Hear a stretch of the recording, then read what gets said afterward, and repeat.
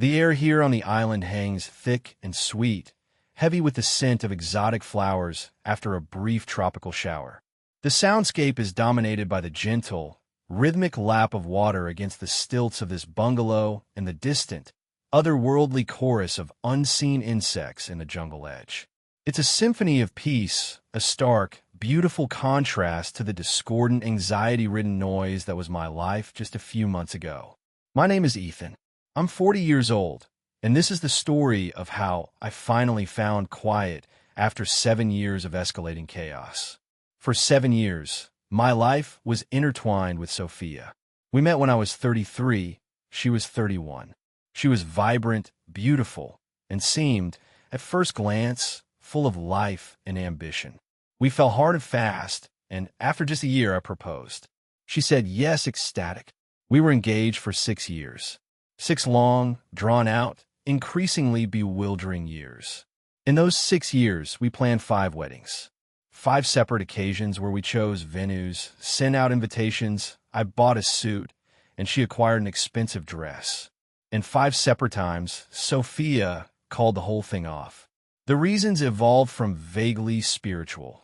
The first time, the wedding date's numerology felt wrong after a psychic read her palm. Cost me the non-refundable venue deposit, about $10,000 back then, a painful lesson to the purely superficial and self-serving. The second cancellation was because a new trend in wedding decor emerged, and our already planned theme suddenly felt completely outdated and embarrassing. The financial hit stung, but the emotional toll of notifying vendors and guests was worse. The third, perhaps the most hurtful at the time, was because my younger sister announced her pregnancy 2 months before the wedding, and Sophia declared she couldn't possibly get married when someone else was stealing her thunder. My sister was devastated, assuming Sophia was joking, but she wasn't. She genuinely believed her wedding day spotlight was being unfairly diminished. The fourth cancellation came last year. After micromanaging every single detail of a large, traditional wedding, she woke up one morning 2 months out and announced she suddenly wanted to elope to Italy instead. Just like that. Flights were booked for bridal party. Vendors were lined up. Everything was in motion, but a whim meant it all stopped. Again, each cancellation chipped away at me. My friends and family grew increasingly concerned. My brother, Daniel, who works in finance and has a very grounded, no-nonsense view of the world, pulled me aside more than once. Ethan, he'd say, pinching the bridge of his nose. She's stringing you along. This isn't cold feet. This is a pattern. She likes the attention of planning a wedding, but she doesn't want to be married. Or maybe she just doesn't want to be married to you. My best friend, Liam, a guy who handles crises with dark humor and loyalty, simply called me a certified masochist. I brushed them off. I made excuses. I loved her. We had history. We had built a life. We bought a house together 2 years prior. A beautiful place, the down payment almost entirely from my savings, the mortgage paid monthly from my account, but both our names were on the deed. It felt like building a future. It also felt like too much to just walk away from. I kept hoping she'd get over whatever fear was holding her back. I was stuck in the cycle, confusing sunk costs with future potential. This brings me to the 5th cancellation, just over 2 months ago. The wedding was scheduled for late spring. 2 weeks out. 2 weeks. Everything was locked in. My suit was fitted and hanging. Her latest extravagant gown waited in its temperature-controlled closet. We were at our favorite Italian restaurant, the one with the soft lighting and the waiter who always brought us the same appetizer without asking. I actually felt a cautious sense of peace. Surely, after all this time, all the false starts, this was finally happening. We were discussing the seating chart, a mundane task that felt reassuringly normal, when she paused, took a delicate sip of her Prosecco, and fixed me with that look. Ethan, sweetie, we need to talk about something. My blood ran cold. My heart started a frantic, sickening drumbeat against my ribs. Here it was. Again. It's about the wedding, she continued, her voice soft, almost apologetic, but her eyes held that familiar, distant look. I've been thinking.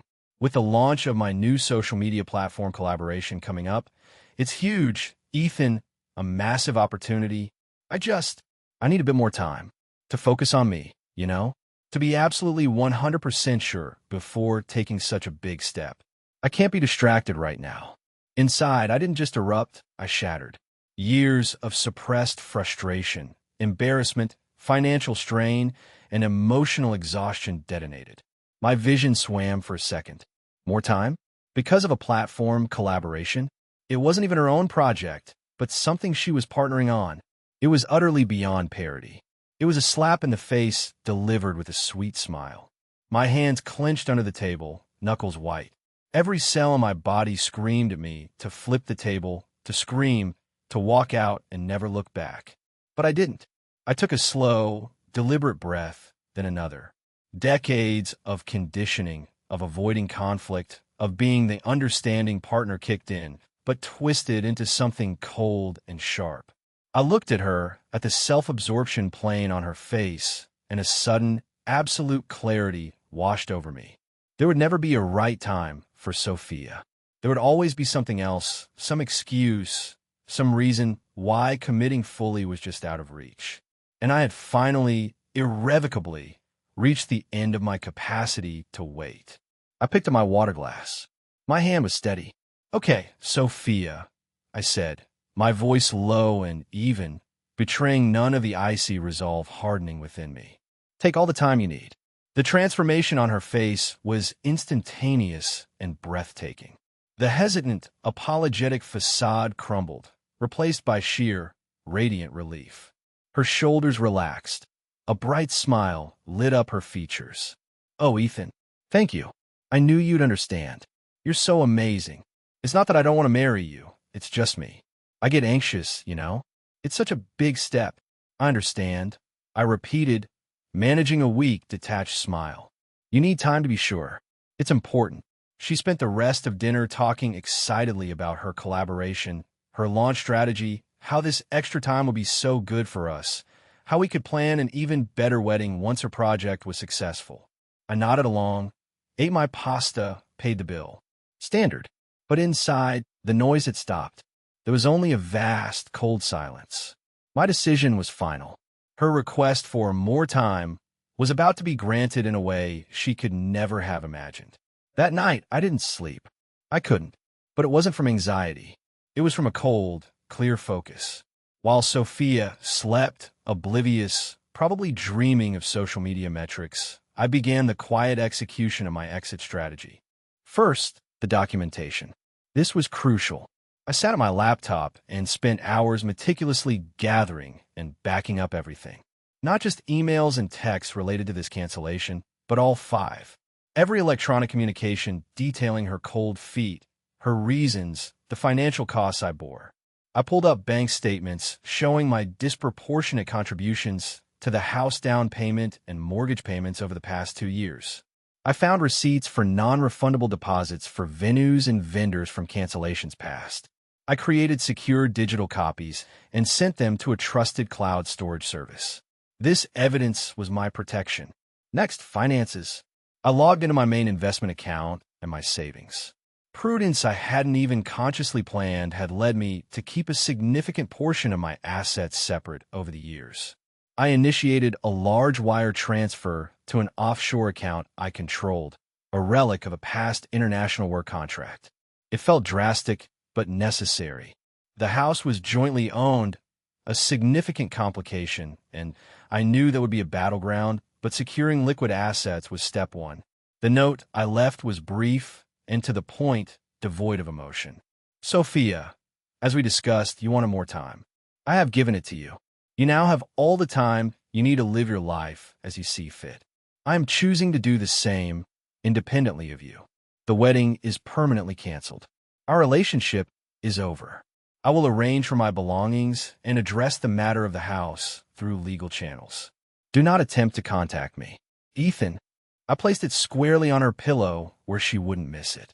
I gathered my pack bags, passport, laptop, essential clothing, the few sentimental items I couldn't replace. I took my car keys. I walked out of the bedroom, through the living room of the house we'd bought together, and out the front door.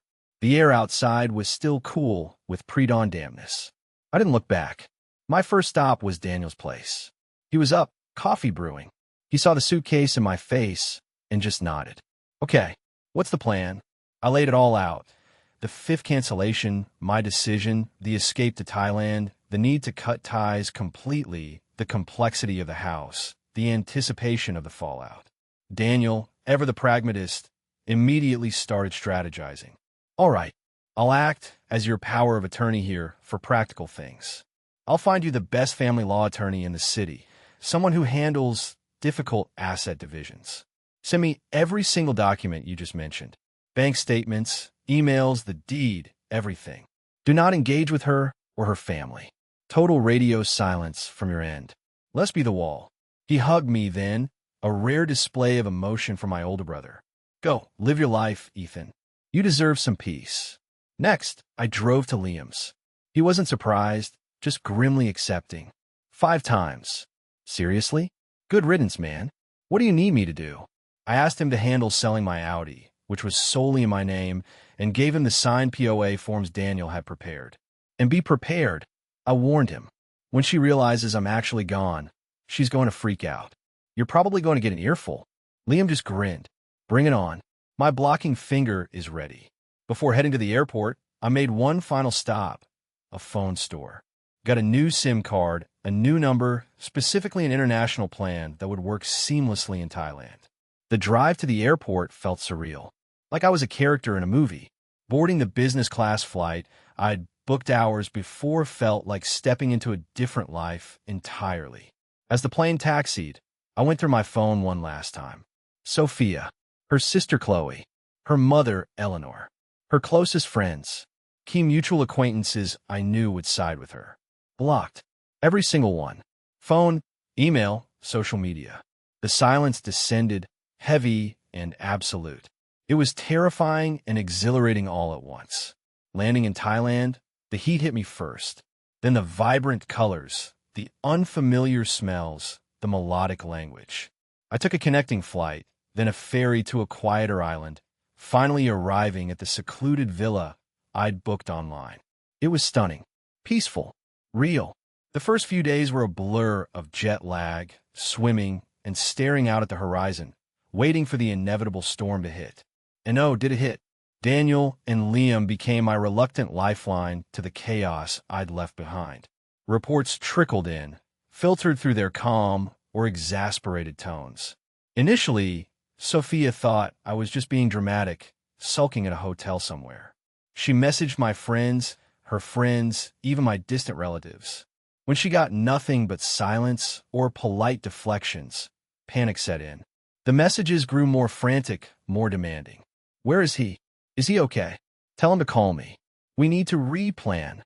Her narrative, swiftly embraced and amplified by Chloe and Eleanor, solidified into a full-blown smear campaign.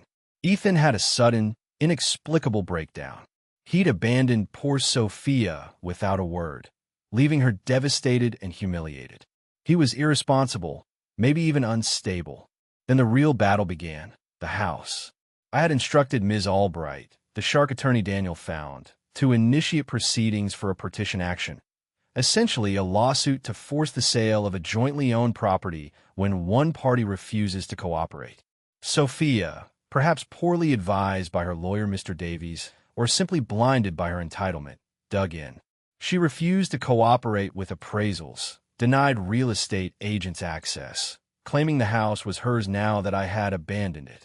It was infuriating to manage from halfway across the world, but Ms. Albright was relentless, calmly navigating the legal steps.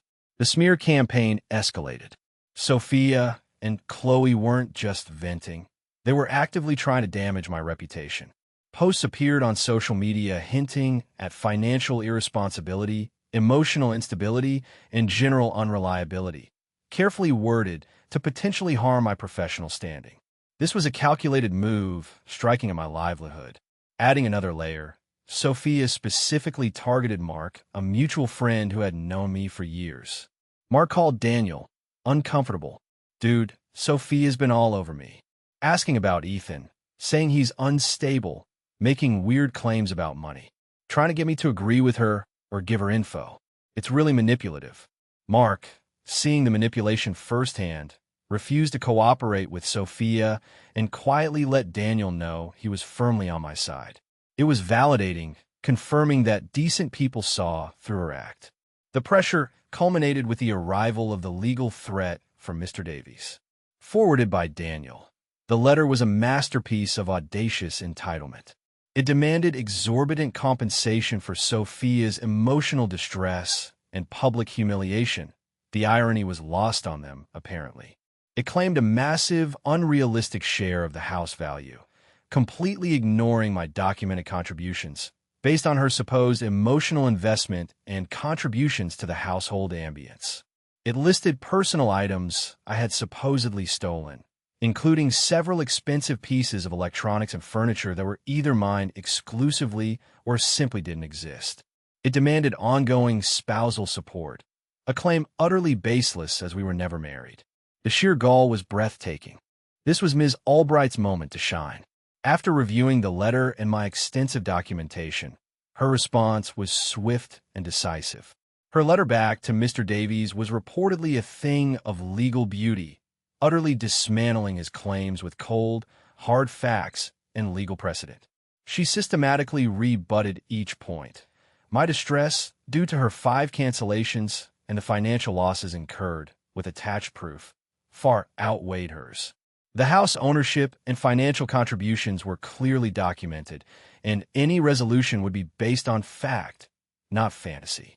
Her list of stolen items was dismissed, and Ms. Albright attached a list of my personal belongings Sophia was currently in possession of, demanding their return and threatening legal action for theft if her false claims continued. The demand for spousal support was met with a crisp reminder of the legal definition of marriage. The letter concluded with a stark warning. Further baseless claims or attempts to interfere with my life, finances, or profession would be met with a countersuit for legal fees, damages, and potentially a restraining order. Mr. Davies quickly went silent. He clearly realized he had no case and faced significant risk from a lawyer like Ms. Albright. He likely advised Sophia and Eleanor to back down. But Eleanor wasn't one to give up easily. Bypassing the lawyers entirely, she launched her own direct assault. Plot twist. Eleanor didn't just call my parents again. She also attempted to leverage her significant social and professional connections to directly contact my company's senior management. She spread rumors about my alleged instability and financial issues, framing the house dispute as evidence I was untrustworthy. This caused a temporary ripple of stress, but thanks to my earlier proactive communication with my company leadership and Ms. Albright's swift dispatch of a cease and desist letter specifically to Eleanor, her efforts backfired. My company stood by me, seeing Eleanor's actions as clear harassment. The house situation continued to grind through the legal process. It wasn't quick or easy, even with Ms. Albright pushing. Sophia continued to obstruct when she could, but the weight of the legal system, backed by my documentation, was on my side. Ultimately, the outcome was a forced sale or a court-ordered buyout based on documented contributions, ensuring I recovered the vast majority of my investment, though not without significant legal fees. Sophia received her smaller, legally mandated share, reportedly far less than she felt she was entitled to, leaving her furious. Updates from Daniel and Liam became less frequent, but enough filtered through to confirm Sophia's situation. She was forced out of the house and is now living with Chloe, a situation described as strained and unhappy. Without my financial support, she struggled. She reportedly had to get a full-time retail job, something completely alien to her lifestyle influencer persona, and apparently hates it, complaining constantly about how unfair life is and how I ruined her. The entitlement, it seems, remains firmly intact. Life here is different. The initial shock and the anxiety of the fallout have subsided. I've settled into a rhythm of remote work, exploring the local area, learning some of the language, enjoying the simple beauty. The anger has mostly dissipated, leaving a lingering sadness for the wasted years, but overwhelmingly, a profound sense of relief and peace. Looking back, I see the relationship and especially the endless engagement as a slow-motion car crash I somehow managed to jump out of it the last second. Sophia didn't want a partner. She wanted an audience, a financier, and a permanent placeholder while she waited for. I don't even know what. She wanted the idea of stability and marriage without the reality of compromise or shared responsibility. Her request for more time became the catalyst for my escape. I gave her time to face reality, time to live with the consequences of her own actions, time to see that entitlement doesn't pay the bills or provide emotional support. Her mother's attempt to weaponize her privilege and connections backfired spectacularly, only highlighting their own toxic dynamic. There are still moments. An old photo pops up in my cloud storage. A memory surfaces unbidden. Sometimes, a message still slips through, perhaps an email to an old address or a text via an encrypted app from an unknown number, usually short, either feigning regret or trying to subtly blame me. I just delete them. The wall is built. The boundary is firm. Engaging would only give her the attention and reaction she craves. It wasn't about revenge. It was about survival. It was about finally choosing myself. And the quiet satisfaction comes from knowing that I broke the cycle, reclaimed my life, and built this peace, far away from the chaos she still seems determined to live in. She thought she could have endless more time at my expense. She got forever without me. And honestly, it feels pretty damn good.